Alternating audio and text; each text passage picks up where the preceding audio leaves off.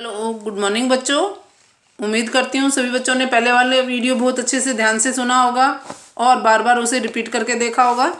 आज मैं आपको इसका पार्ट बी पढ़ाऊंगी, 5th चैप्टर का पार्ट बी पढ़ाऊंगी। 5th चैप्टर है आपका जीव जंतु। 5th चैप्टर का नाम क्या है आपके? जीव जंतु। तो पेड़ पौधे और जीव जंतु इकाई 2 है आपकी, उसका पार्ट 5 है जीव जंतु। अब जीव जंतुओं में मैंने आपके पालतू जीव जंतु बताए थे, जंगली जीव जंतु बताए थे, पक्षी बताया था, कीट, रेंगने वाले जंतु तक पढ़ा दिया था। पालतू जानवरों में मैंने बताया था पालतू जानवर वे जानवर जिन्हें घरों में पाला जाता है वो पालतू जानवर कहलाते हैं और इनसे हमें बहुत सारी चीज़ें मिलते हैं, अर्थात ये हमारे लिए बहुत उपयोगी होते हैं, इसलिए इन्हें पाला जाता है। उसके बाद जंगली जानवर जो जंगल में रहते हैं उन्हें जंगली जानवर कहते हैं। पक्षी हवा में उड़ने वाले जीवों को पक्षी कहते हैं। कीट बहुत छोटे जीव जंतु होते हैं और अधिकतर कीटों की 6 टांगें होती है। नेक्स्ट आपको पढ़ाया था रेंगने वाले जंतु। कुछ जीव जंतु जमीन पर रेंग कर चलते हैं, इसलिए वो क्या कहलाते हैं? रेंगने वाले जीव जंतु कहलाते हैं। अब है आपका जलीय जीव जंतु। जलीय जीव जंतु जल में रहने वाले जंतुओं को जलीय जंतु कहते हैं। जलीय जीव जंतु जल में रहने वाले जंतुओं को जलीय जंतु कहते हैं, जैसे मछली, डॉल्फिन, स्टारफिश आदि। कुछ जंतु जल और थल दोनों में रह सकते हैं, जैसे मेंढक, कछुआ आदि। कुछ तो जीव जंतु ऐसे हैं जो ओनली जल में रहते हैं। जलीय जीव जंतु पूछे तो आपसे कि जल में रहने वाले जंतुओं को जलीय जीव जंतु कहते हैं। कुछ तो ऐसे जीव जंतु होते हैं जो केवल पानी में ही रहते हैं और पानी से बाहर निकालते ही मर जाते हैं, जैसे मछली के लिए तो छोटी क्लास से ही पोएम है ना, मछली जल की रानी है, जीवन उसका पानी है, हाथ लगाओ डर जाएगी, बाहर निकालो मर जाएगी, बाहर निकालते ही मछली मर जाएगी। तो डॉल्फिन, स्टारफिश ये इसके उदाहरण हैं। कुछ जंतु जल और थल, जल में भी रह सकते हैं और जमीन पर भी रह सकते हैं, भूमि पर भी, वो क्या कहलाते हैं? जल और थल दोनों में रह सकते हैं। जैसे इसके उदाहरण क्या है? मेंढक, कछुआ। ठीक है।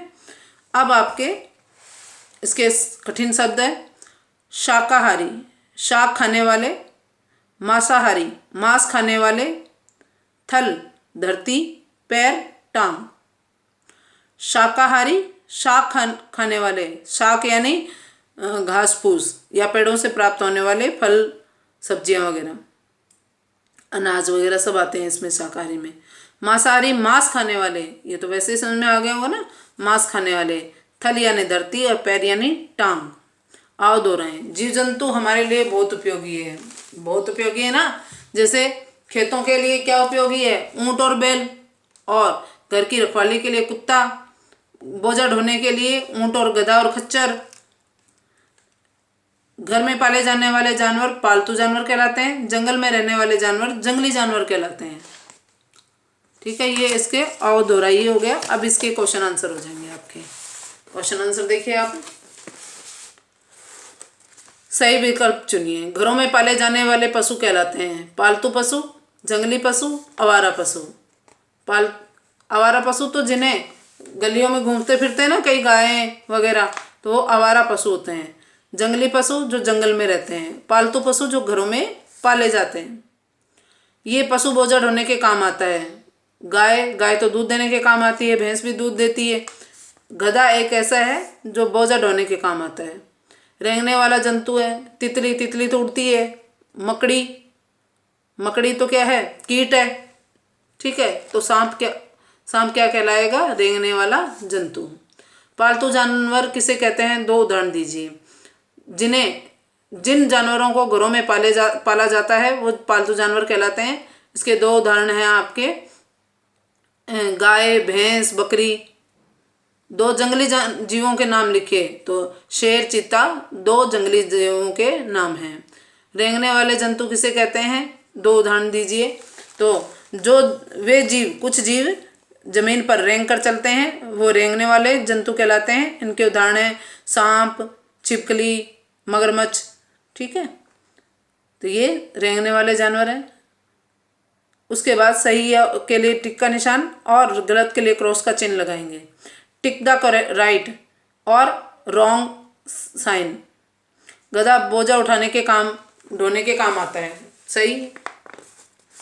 कीट बहुत बड़े होते हैं? नहीं। छोटे जीव जंतुओं को ही तो कीट कहा जाता है, तो ये तो गलत है। सांप रेंगने वाला जंतु है, सही है। मछली जलीय जंतु है, जल में रहती है ना, तो जलीय जंतु है। मगरमच्छ के छोटे छोटे पैर होते हैं, सही है। उसके बाद आप देखिए, इसमें उचित मिलान कीजिए। गाय, गाय क्या काम करती है आपके?